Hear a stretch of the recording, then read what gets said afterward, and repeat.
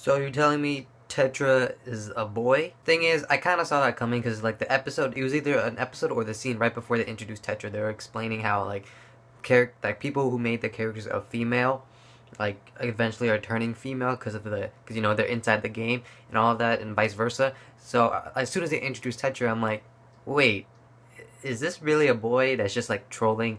Now still can't pronounce his name. But anyway, we find out that Tetra's a boy, and that's poor. I'm gonna call him Now because that's short.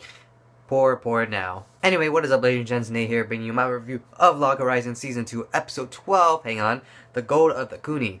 I believe that's how you say it. Anyway, it looks like we wrap up this arc, the raid arc. I don't know what you want to call it. Anyway, they wrap it up. Shiro explains what he was really planning, which, man, I love this about the show, about this anime, is that he's always planning, like, there's always, like, a deeper plan. He just literally got rid of all the zones, because people of the land can't buy zones, because they're not obviously players or adventurers. So, he essentially eliminated them so people of the land can have them, too, thus making this world more realistic. He also got around not paying, like, not actually wanting the gold to pay off the guild hall, not the guild hall, but like the council hall that they owned previously. But like this man, he's like a human Excel spreadsheet. Anyway, there were some small tidbit moments that I really enjoyed, like Demi running from the shadows things, just screaming. It came out of nowhere and it was just hilarious. And then there was also, after the raid was over, William, Massachusetts, right as Shiro and them are leaving, he was like, can you add me on your friends list? And then Shiro was like, I already did. Oh man, that's just like real life. Just kidding, no it is. You just literally just send someone a friend request, and then it's up to them whether they accept it or not. You don't even need to know the person.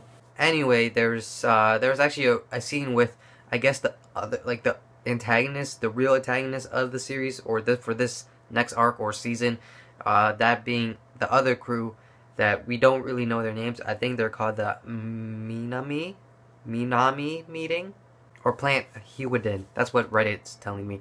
Anyway, we see that it's other members of, like, we obviously see some members that were part of the Tea Party there as well, and it looks like it's hard to explain because it's from last season. Like the end of the last season, they introduced this, and it's like another group of people that are down south that are doing like the same thing as Shiro and them, but they're more totalitarian, where they're like forcing you to join, because if you don't join, you're not getting respawned to the castle. We're not allowing that, so you, like, I don't know, I think that's what they're doing.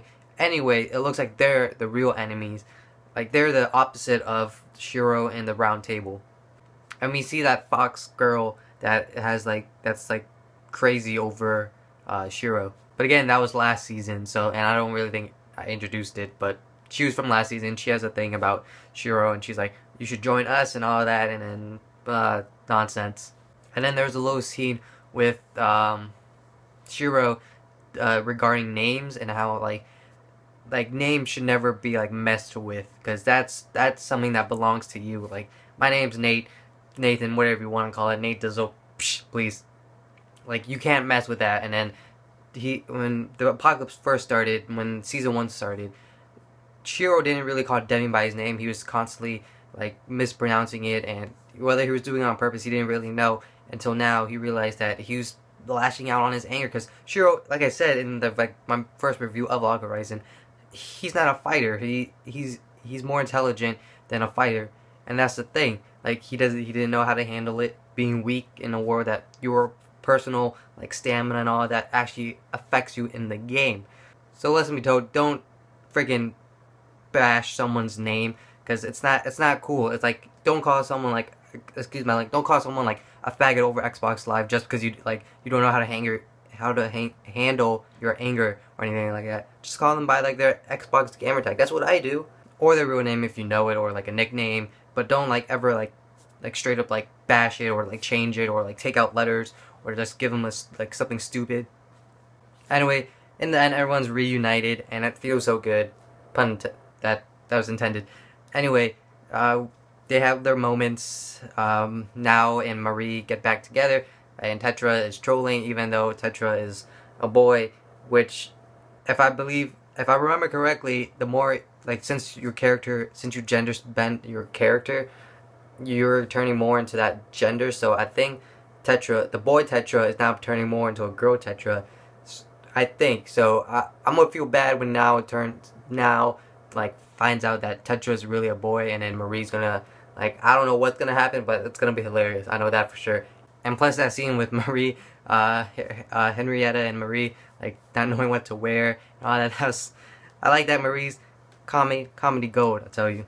And there's a little scene with Akatsuki and Shiro. But anyway, my grade for the episode: A. Finished an arc. A lot of comedy in this episode. I enjoyed it. We're building up to something bigger, something really big. Shiro made like a drastic improvement to the world, making it more realistic. Anyway, how do you guys feel about freaking Tetra being a boy? Did you see it coming? Did you not? Let me know down in the comments. Anyway, don't forget to rate and subscribe, because that makes me feel good to see that people are watching the videos I put up on the interwebs. Anyway, I'll see you guys later in a little bit for Sword Art Online, the finale for Sword Art Online Season 2. And I'll face Day Night Eliminated Blade Works. So until then, bye.